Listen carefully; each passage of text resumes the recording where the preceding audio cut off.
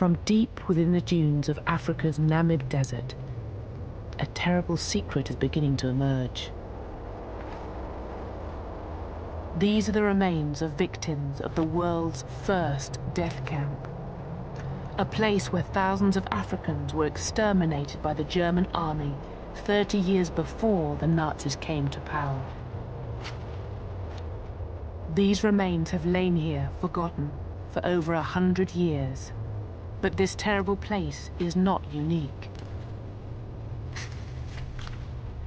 Scattered across the world are the sites of the massacres and genocides of imperialism, where millions died in an aspect of colonial history that Europe often chooses to forget. These people were victims of the truth that lies behind the myth of the white man's burden. Throughout the 19th century, European scientists, writers, and philosophers developed ideas to justify the mass killings of the Age of Empire. These same theories went on to inspire some of the horrors and the savagery that would consume Europe in the 20th century.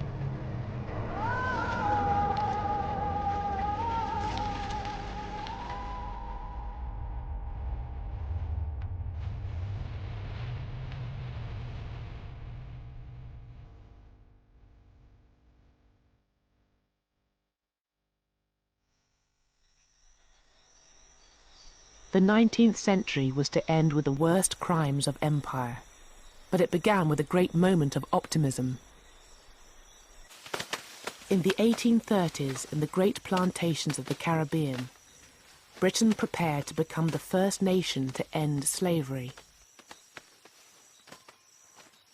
750,000 slaves across the Caribbean were about to be freed, and as Britain basked in her sense of national benevolence, it was presumed that the grateful slaves would transform themselves into a hard-working and Christian peasantry.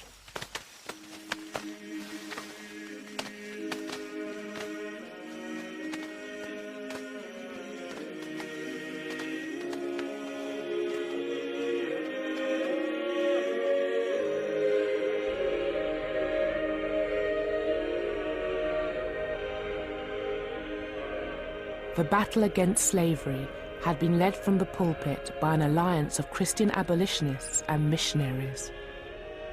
They had fought the campaign from their churches and meeting halls.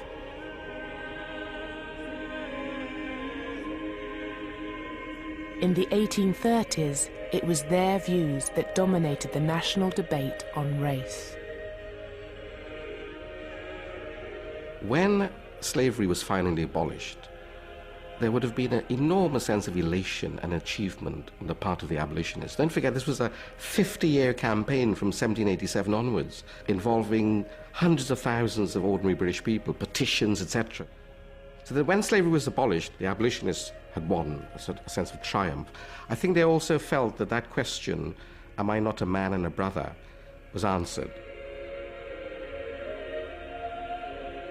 The abolitionist response to that great question was that although men and brothers, black people were lesser men and lesser brothers. I think in that moment, the dominant perspective is of a hierarchical racial order, but one in which it's a question of culture and civilization. They certainly do not think that black people are equal to them at this time. They think maybe at some time in the future they will be equal. The mission to raise up the black and brown peoples of the world to the supposedly superior level of white Englishmen was not to be confined to the former slaves. This was to be the great task that would justify the expansion of the British Empire. The abolitionists satisfied one aspect of their tutelage and governance of black people, in that they fought and won for the freedom of black people. The next step was to send your stormtroopers, your missionaries, into Africa and the Caribbean to finish off the job, as it were. You know, these are heathens who have to be brought into the fold of Christianity. That notion of giving civilized values and modes of behavior to other peoples, that's the ideology that underpinned the empire. In the empire that the missionaries and abolitionists set out to create, indigenous peoples would see their cultures destroyed and their religions eradicated.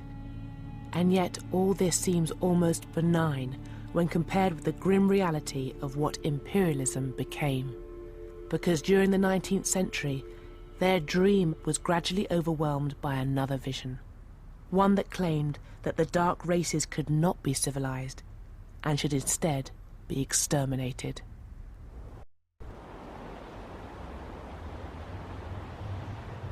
The event that began the slow collapse of the missionaries' vision took place in a then little-known outpost of Britain's vast and expanding empire. This is Tasmania, on the southern coast of Australia. What the British did on this small island was to resonate down through the Victorian age.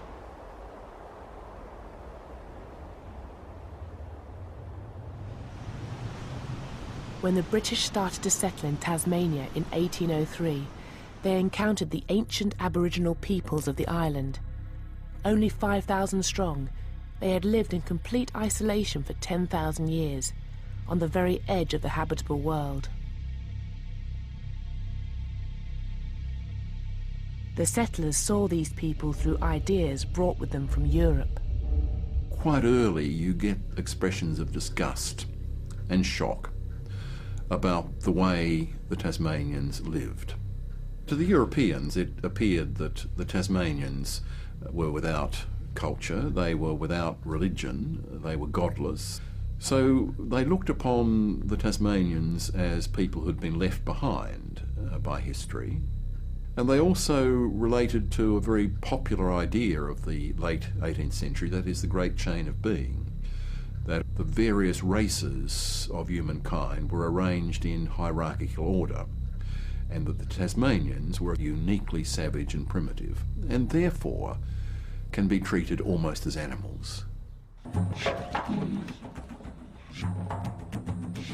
The British set about building a new capital and settling the surrounding countryside, land that for millennia had been the prime hunting grounds of the Aboriginals.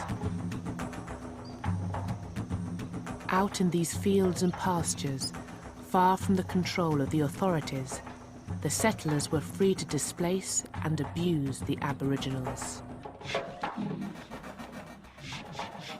From the 1820s, a huge amount of Aboriginal land has been taken up, and there is this enormous struggle between Aboriginal people and whites. Of course, it's very hard to document a lot of the settler violence because they know that it is against the law to kill Aboriginal people. They are being told that Aboriginal people are British subjects, but they certainly reveal in their diaries and journals the desire to kill Aboriginal people.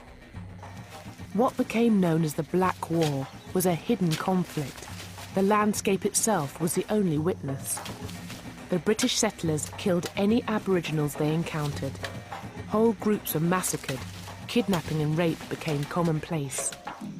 The Aboriginals regularly attacked the settlers as they fought desperately to defend their land. And as the death toll rose, fear fused with hatred. In such circumstances, it was very easy, on both sides no doubt, to regard the other side as being totally subhuman. I've got no doubt that the Aborigines thought the Europeans were people totally without morality or without any restraint. Equally, the Europeans slipped very quickly into a view that these people were animals and savages. So that conflict in such a racially divided society so easily tips over into an extreme feeling of hatred. The death toll of the Black War had terrifying implications for the Tasmanian Aboriginals. The British, who arrived in ever-increasing numbers, could replace their dead. But the Aboriginals, only 5,000 strong before the war, could not. And by the end of the 1820s, they were at risk of being completely annihilated. The only man who had any hope of halting the violence was the colonial governor, George Arthur. Now, the governor of Tasmania is an evangelical. He knows Wilberforce.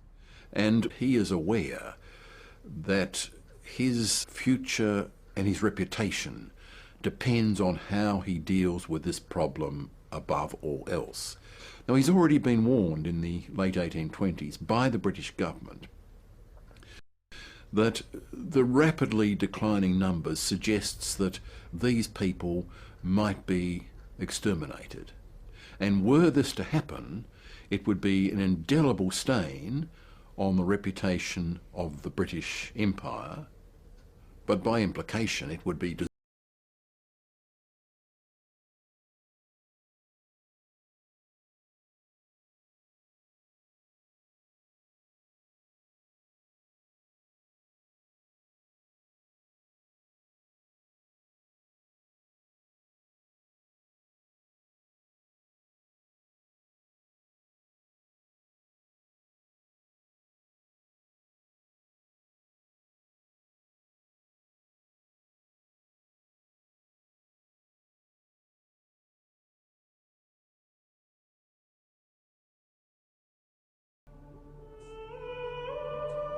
The poster also propagated the lie that the British wanted to integrate with the Aboriginals.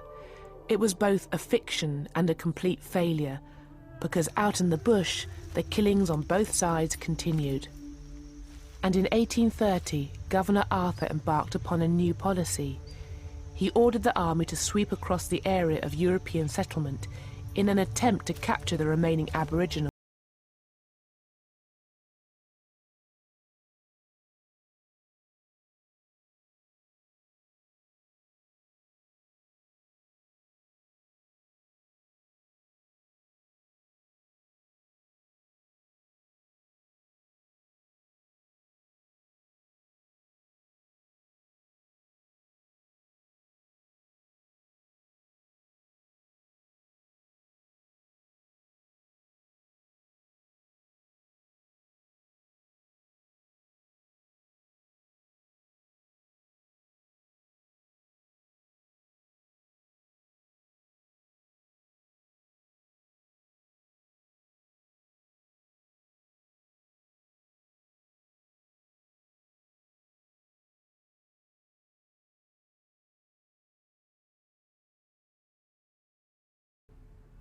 Robinson took a message that the government wanted to come to some sort of an agreement, a negotiation, a peace treaty. And that is, I believe, undoubtedly the way the Aborigines saw it. They too saw this as a way to end a conflict which they had realised they could never win. They could never get rid of the Europeans. If they stayed and fought, they would be wiped out. And Robinson and his intermediaries convinced them that they should temporarily go to an island where they'll be looked after and fed, and that they will ultimately come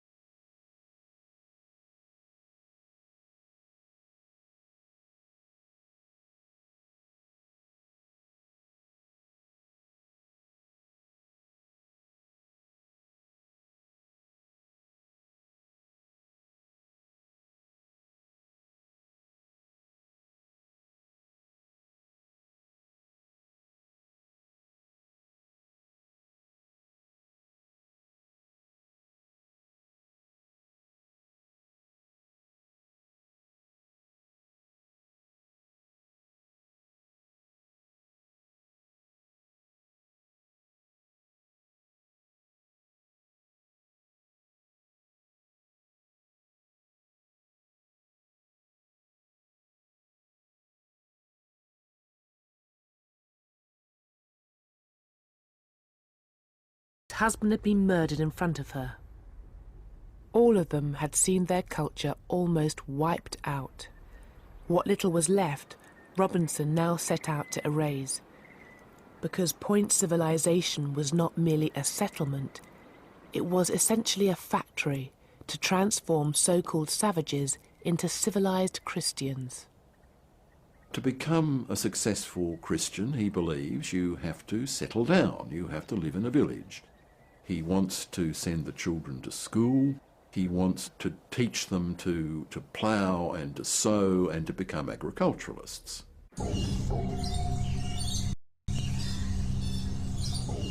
Forced to adopt an alien way of life and confined to an island hundreds of miles from home, they began to succumb to European diseases and what the local doctor called dejected spirits. They die one by one by one. Children are not being born, and there must have been this enormous sense of trauma amongst them. A people that had once been strong and healthy, suffering this enormous decline within a generation. George Robinson, the supposed saviour of the Aboriginals, was reduced to sketching out his plan for their future graves. Frequently he cries with the mourners, he weeps himself, he's so moved by their fate. But ultimately he says, well, it is better that they die here having learnt the message of the Gospels rather than be killed in the bush by the settlers. He finds a way to ease his own conscience so that Robinson's own beliefs, you see, protect him against a full accounting of what he was partly responsible for.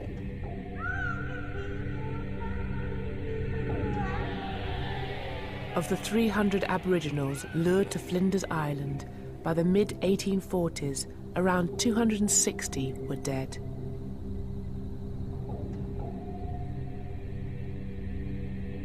Ginny, Manalagena and Wiradi had all succumbed.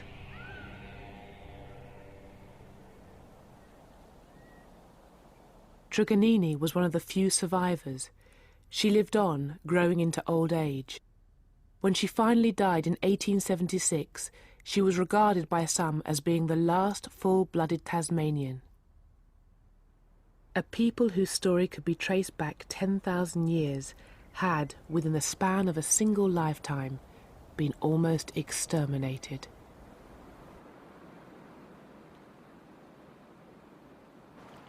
What had happened in Tasmania was far from being a unique event. Across the world, indigenous peoples were being pushed to the brink of extinction. In the South African Cape, the Khoisan peoples had been driven from their land, enslaved and killed in their thousands by British settlers and the Boers. The same forces had also attacked the ancient San Bushmen of the Kalahari, hunting them down as if they were animals. In Newfoundland, the native Beothuk peoples had been completely wiped out by Europeans. And in South America, wars of extermination sanctioned by the Argentinian government were raging against the Pampas Indians. Everywhere, it seemed, white settlers were destroying indigenous peoples.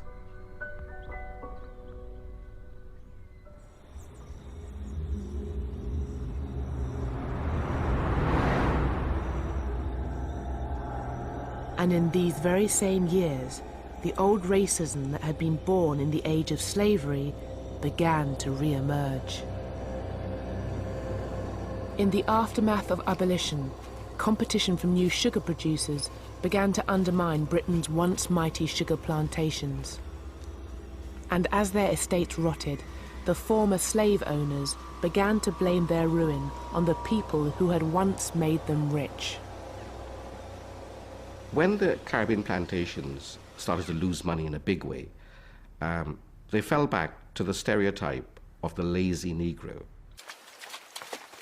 The planters were then able to say to the abolitionists and to Britain, look, we are now in ruin because we no longer have the freedom to coerce blacks to work. We no longer have the freedom to drive them to work. These people are intrinsically lazy. you know. You were arguing that they were human beings, a man and a brother, but in fact they're not. They're still at the level of beasts.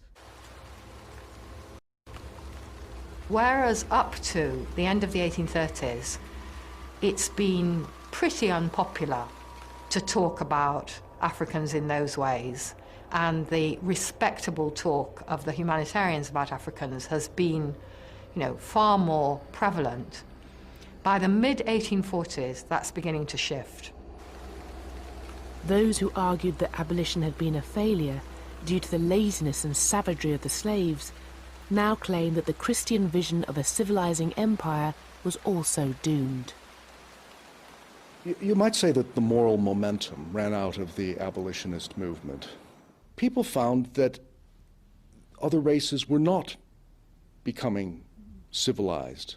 There was something difficult. They fought back.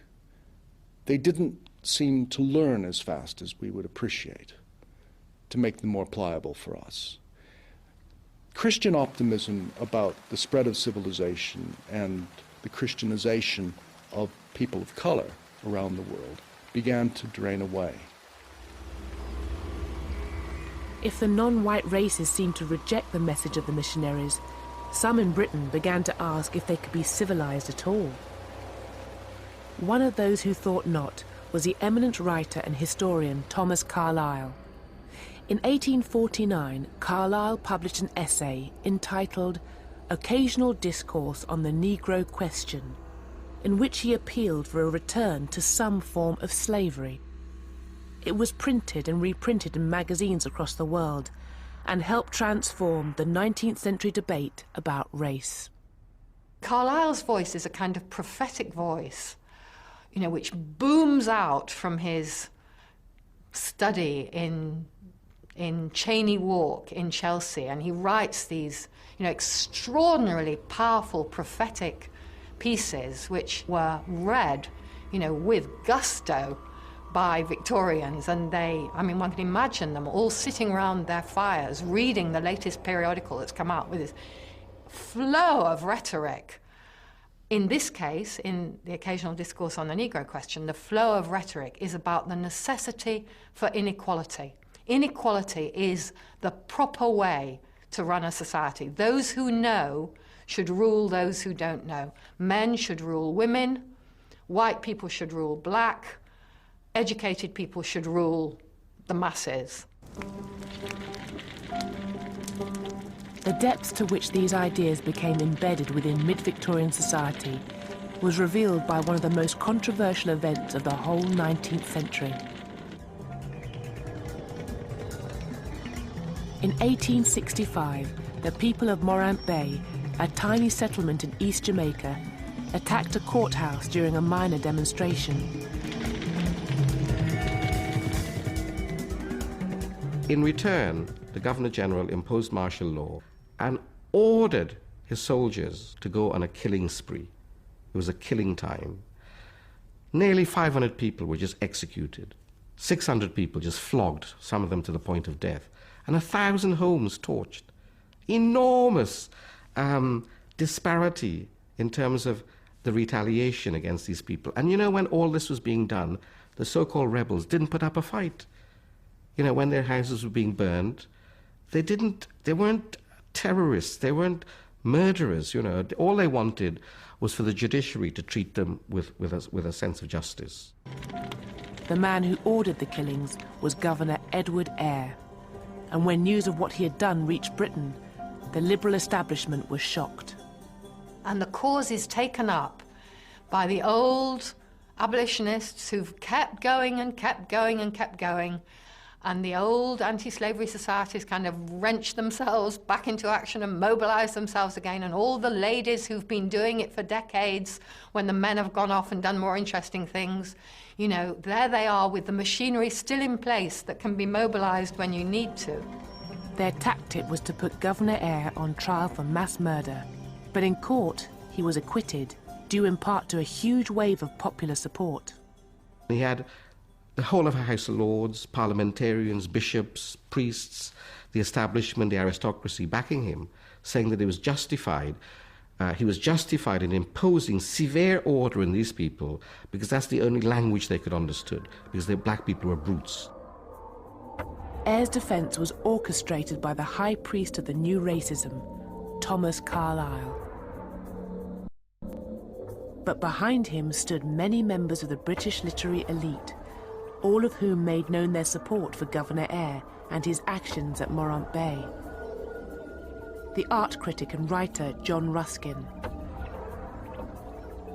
the author of Vanity Fair, William Makepeace Thackeray, the Reverend Charles Kingsley, writer of the children's classic The Water Babies, and Charles Dickens, the most celebrated author of the century. The notion of treating other people with some degree of justice and rule of law finally went out of the window and was demolished in the 1860s over Morant Bay. You know, from then on we knew that the empire was about ruling people with the maximum degree of coercion.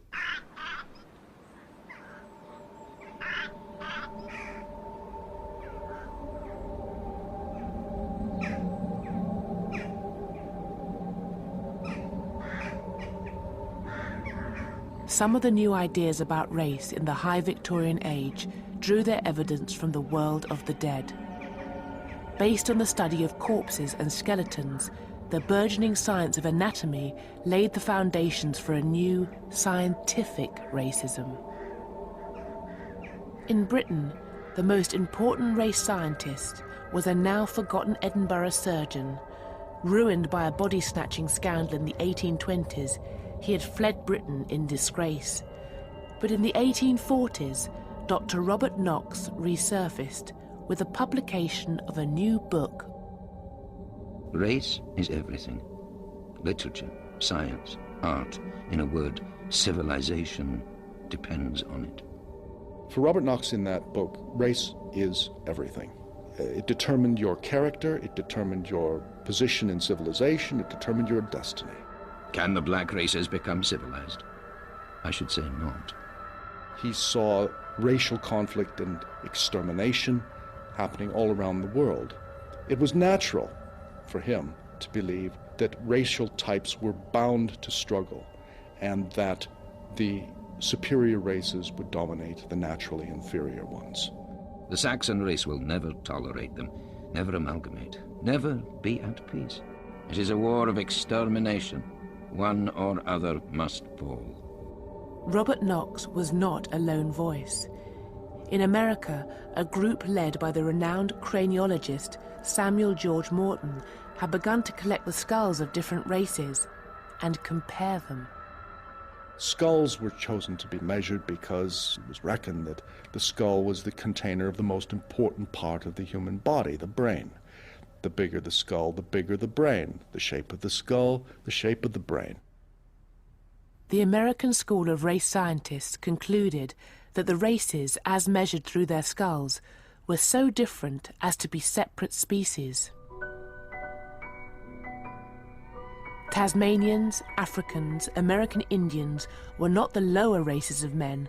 They were perhaps not fully human at all.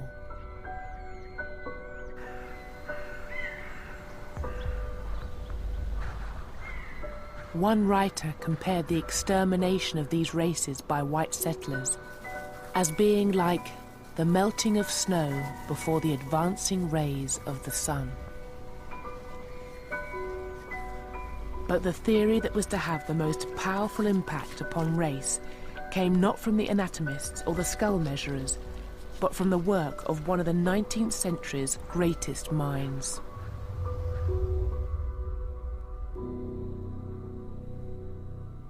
The Origin of Species really threw a bombshell, first of all into science. It really invented the science of biology, and then into religion and into society.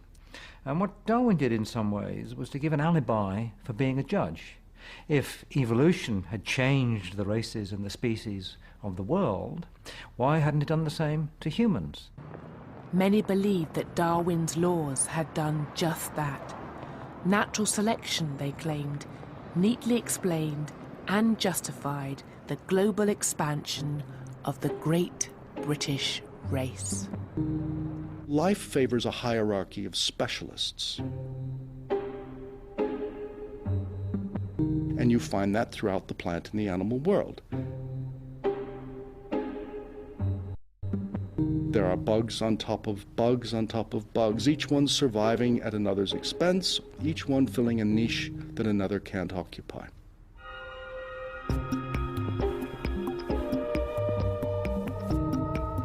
People, Darwin said, are the same way. They are expansive organisms. In other words, Englishmen are just like other organisms. They are successful because they are good at expanding. Those who understood colonialism and human competition in terms of Darwin's theories became known as the social Darwinists. Men like the radical biologist Thomas Henry Huxley and the famous economist Herbert Spencer. And social Darwinism foresaw very different fates for the various races of mankind. Evolution was in operation. It was advancing the most recently evolved, the most successfully evolved, that is, the Northern Europeans, the British. But evolution also suggested that there had to be losers in this great cosmic process. And the losers were those peoples who could not compete. And once put into competition with superior races, were doomed to disappear. And this was likely to happen to all the native peoples in North America, in the Pacific, and in Africa. Across the world, the crimes of imperialism now came to be taken as proof that the social Darwinists were right.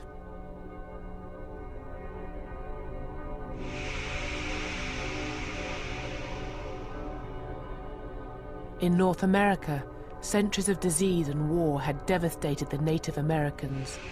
Whole nations had been all but annihilated. In parts of the Australian mainland, the peoples of the outback were, it seemed, going the same way as their cousins in Tasmania. And across Africa, the scramble for empire had brought the might of Europe to bear against innumerable peoples, killing literally millions.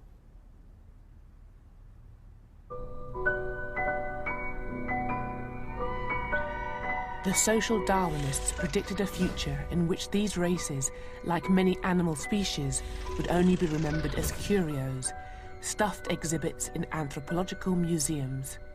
The white man's burden and the Christian dream of benign imperialism were rendered obsolete.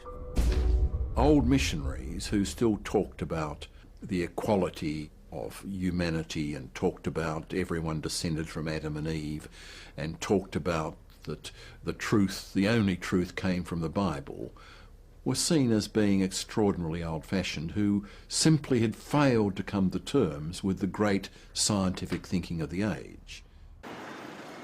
And these racial theories were not only applied in new colonies, but also in the oldest parts of the empire. In the traditional story of imperialism, British India has usually been represented as an example of benign imperial rule. The British Raj, we are told, was run by men who were competent, professional and wise. Men who brought order and prosperity to a chaotic land. But there is an aspect of Indian history that has been written out of this account of the imperial past. In the mid-1870s, the Great Deccan Plain of India was affected by the climatic phenomenon we now know as El Niño, and within months, millions of peasants had begun to starve. The monsoons had failed, people had eaten their food reserves. India stood on the precipice of a great human tragedy. At this point, the Viceroy of India, Lord Lytton, was totally absorbed in what was probably the largest party in world history, celebrating the coronation of Queen Victoria as Empress of India. This is one of the great catering feats in history, since it meant wining and dining more than 60,000 satraps and princes and retainers and friends of the British Empire in India over the course of a long week.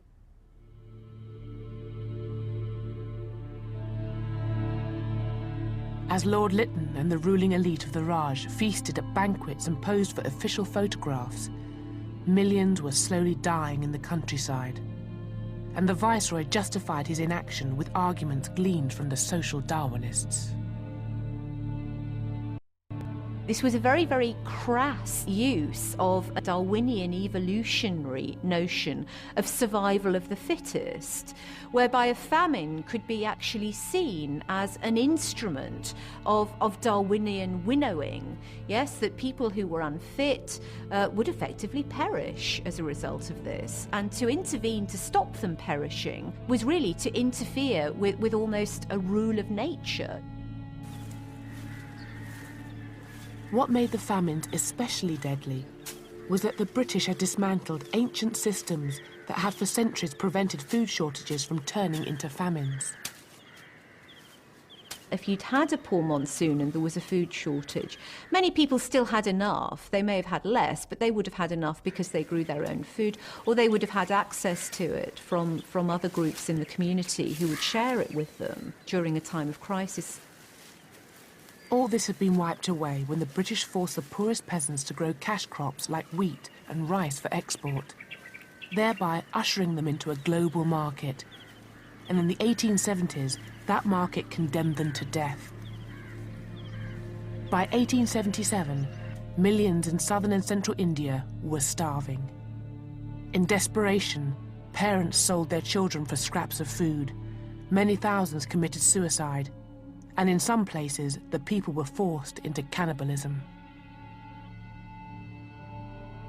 And all the while, the food that could have saved them was piled up on the docks of Madras, ready to be shipped to Britain and America. But to Lord Lytton, it was no more than an unfortunate byproduct of the iron laws of social Darwinism. If you read the letters of Lord Lytton, what is so striking about them is not simply their fanatical devotion to the market and market forces. It's not simply their parsimony and desire to spend as little as possible, but the enormous calm with which they accept the fact that millions of Indians would die, because these are Indians they believe are the useless part of the population, the poorest of the poor, people condemned to death by nature. When finally Lytton was pressured into action, his solution proved just as deadly as the famine itself.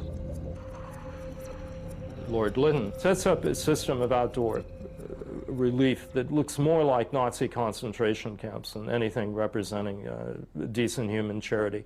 First of all, there's the obligatory test. You can't be relieved, that is, given a job or food within 10 miles of your residence. You must walk. And you must walk sometimes distances of hundreds of kilometers, and tens of thousands of people die in the course of that. Then you're put to work doing heavy labor, very heavy labor, breaking stone, working on the railroads, and you're confined then to squalid camps where your daily diet is in caloric terms less than that provided to inmates of Buchenwald and other Nazi concentration camps. They become literally and simply death camps. And perhaps worst of all, children were now too weak and small to do the necessary work. Children became the main victims of Lytton's cool-hearted policy.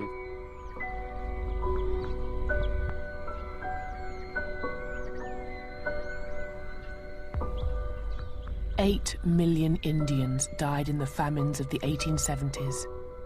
But they were not the only famines of the British Raj, and they were not the last. Famines returned in the 1880s and the 1890s, and in all, almost 30 million Indians starved to death under British rule.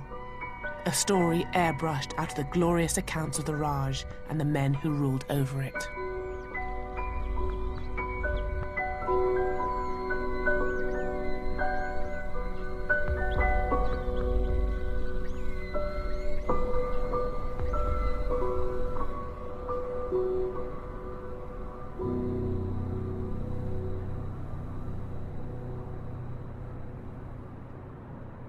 Social Darwinism had justified genocidal policies in the colonies, and in the same years it also fueled new fears amongst the British elite, fears of other dangerous races living in their midst. the working classes of their own cities. Race and class are actually very close to each other. If you look at books about race around Darwin's time, they often talk about the Cockney race, the English country race, the Scottish race. There were drawings of the head of a typical member of the Cockney race, and the word was used quite seriously. There were maps made of where the criminal races lived. These were the rookeries. This was the East End, the melting pot of all the horrors that were going to go out and infect the rest of the population. Race scientists and social reformers visited prisons to study the criminal races at first hand, and among them was Charles Darwin's cousin, Francis Galton. Galton was terrified by the fact that the underclass were reproducing faster than the middle classes. Darwinian law had, it seemed, been turned on its head. The least fit were surviving. Reversing this situation became his mission. Darwin had looked backwards, where had we come from? Galton turned the telescope around and looked forward. Where were we going? And he devoted much of the rest of his life to the idea of understanding Homo sapiens, us, as a species, and trying to direct where Homo sapiens was going to go in order to become more sapient, more wise in the future, more of a genius, and less of what he saw, more stupid, more ignorant, and more decayed. Galton designed a new science of human selective breeding. He dreamed of encouraging the middle classes to have more children and inhibiting breeding amongst the lower and criminal classes. And he named his new science eugenics. In the last decades of the 19th century, it became widely respected, attracting an array of high-profile supporters. They included many of the great figures of the late 19th, early 20th century, people like George Bernard Shaw, H.G. Wells, Winston Churchill, all of them absolutely convinced eugenicists.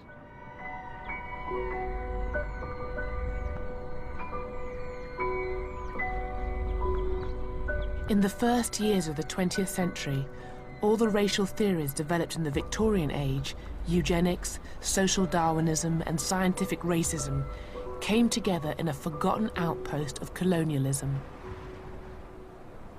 This is Namibia.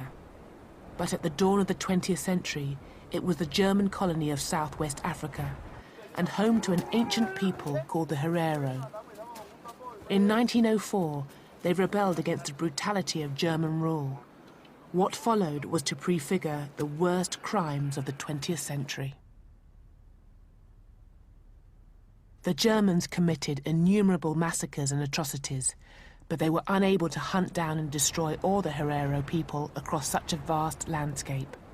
And when the Nama, another of the Namibian peoples, rose up, the Germans turned instead to a recent invention, the concentration camp.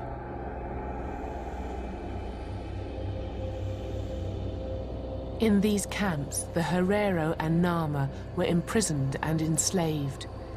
Thousands were worked to death, others raped, beaten, or simply murdered by the guards.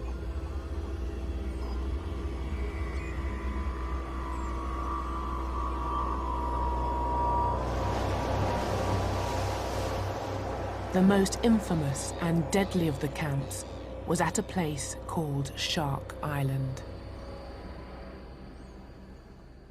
Shark Island was established for the express purpose of killing people. Anybody placed on that island, everybody knew they were going to die. People knew that, the German officers knew that. If I were to have to use the language of the Nazi period, then I would certainly see Shark Island as a death camp. The people were band together in Shark Island from all over Namibia. Hereros, Tamaras, Bushman, Nama. And they had cool-blooded murder there. My own family, my ancestors, they were also killed there. In this desolate place, on the southern edge of Africa, 3,500 people were exterminated with the speed and efficiency that was to become the hallmark of 20th century slaughter. The genocides which took place in Namibia in 1904 to 1909, they are the precursor to what happens in the Nazi period. They are the precursor. They have the same symptoms in the sense that you can see the bureaucratization of mass killing. And this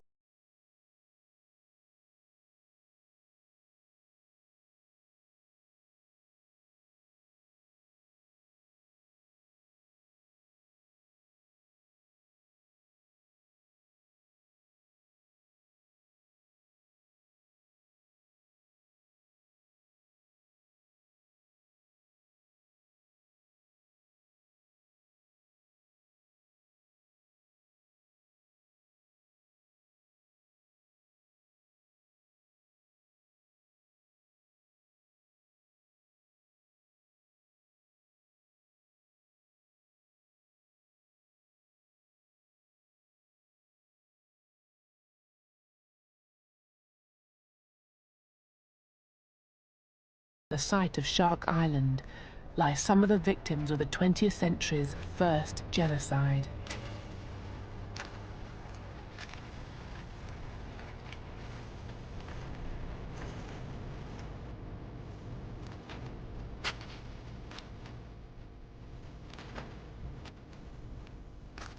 Other victims were denied even the meager dignity of a mass grave.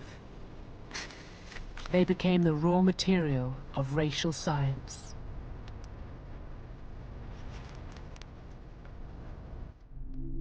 Their skulls and even severed heads were sold to museums in Europe and used to prove the inferiority of Africans. The trade in skulls was so accepted that it was even depicted on a postcard.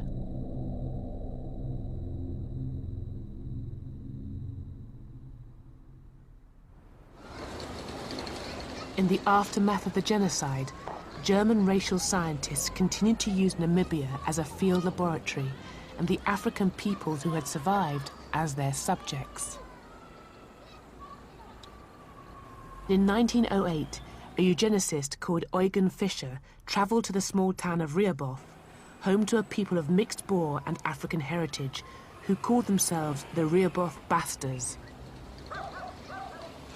Fischer and his assistants spent months photographing, measuring, and examining the inhabitants of this town, people whose descendants still live here.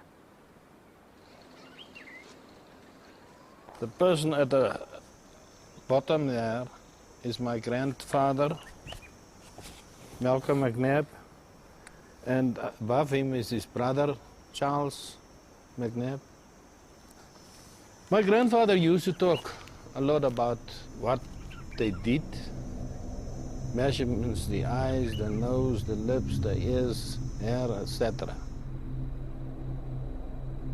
They was not aware of the nature of the experiment.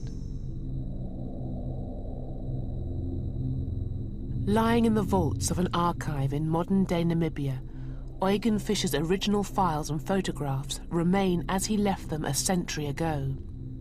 They reveal his methods and also his aims.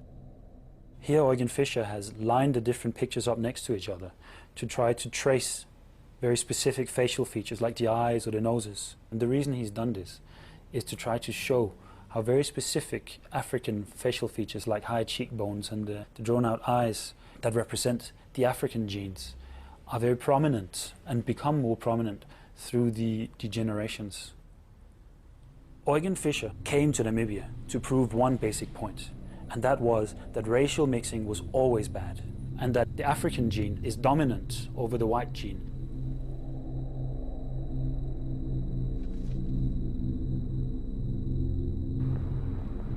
Fischer's work in Rehoboth sealed his reputation as one of Germany's leading racial scientists.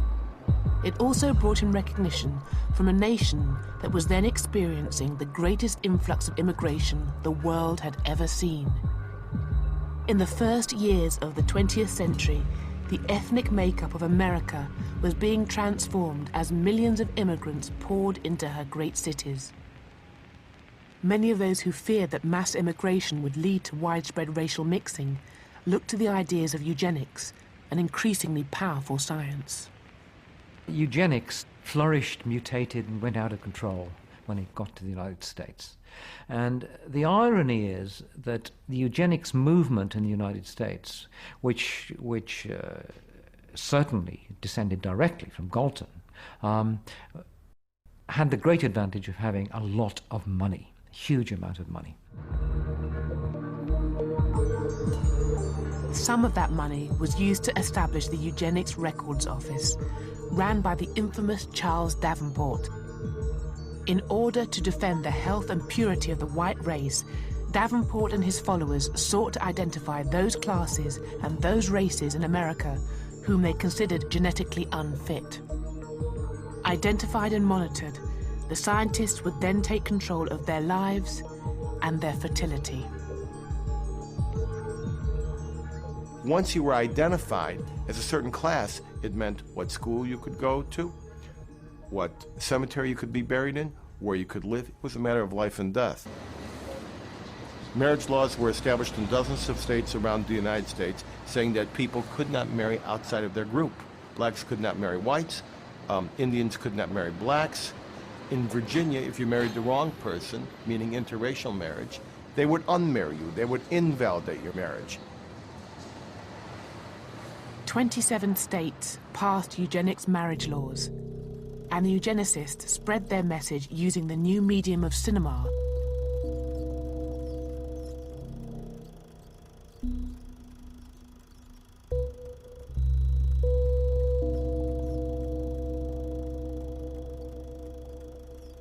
The propaganda was intended to protect the genetic health of the white race.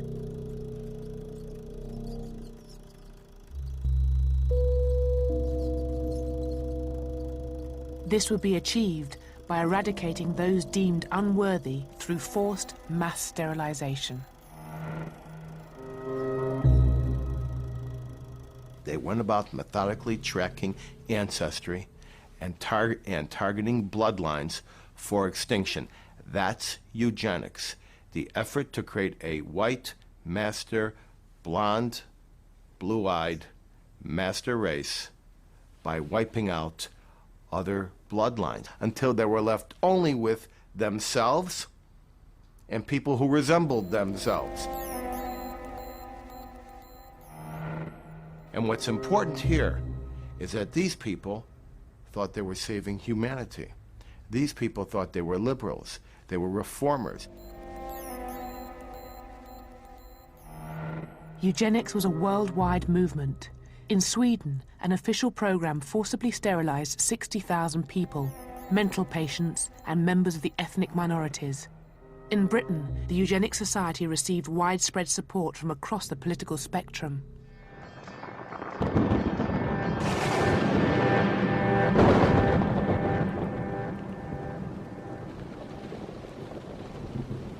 But it was in Germany that the radical ideas of the American eugenics movement found its most receptive audience.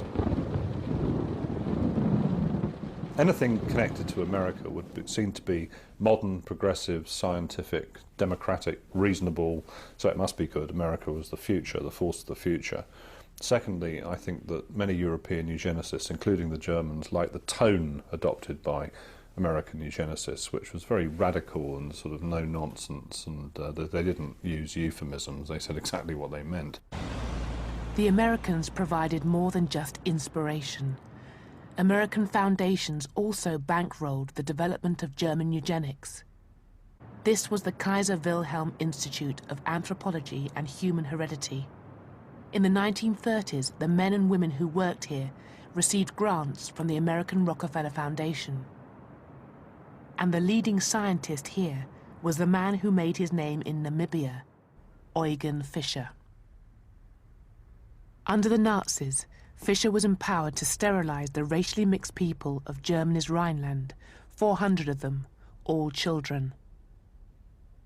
The majority of those sterilized by the Nazis before 1939, however, were the mentally ill.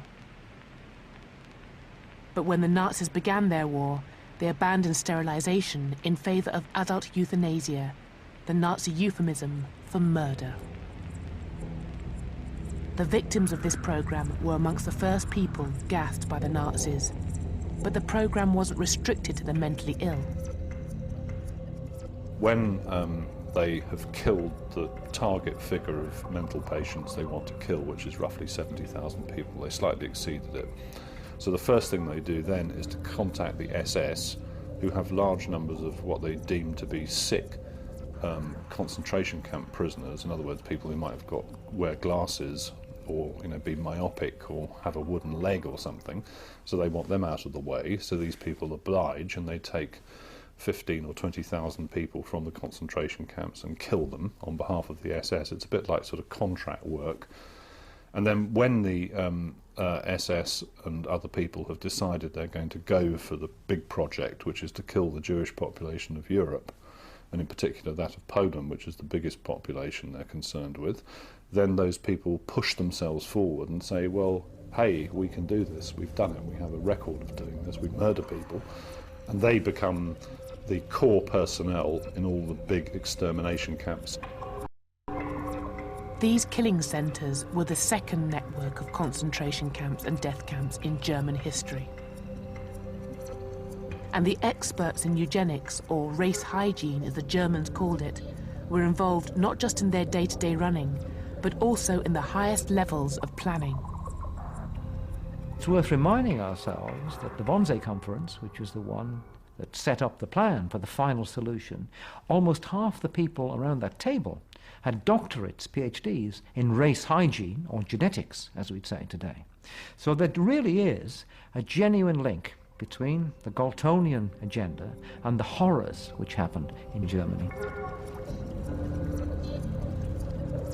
The German experts in race hygiene who assembled here at the Wannsee Villa outside Berlin dreamed of racial genocide, just like their spiritual predecessors, the race scientists and the social Darwinists of the Age of Empire. But the colonial genocides, inspired and justified by the 19th century theorists, have been written out of Europe's history. The horrors of the Shark Island death camp, the destruction of the Tasmanian Aboriginals, the 30 million victims of the Indian famines, all have been forgotten. The erasure of this memory encourages the belief that Nazi violence was an aberration in European history. Though the Holocaust itself was motivated by the fanatical anti-Semitism of the Nazis, it can also be seen as part of a longer historical continuum, one that identifies it as a logical extension of scientific racism. But this history, like the bones in the Namibian deserts, refuses to remain buried forever.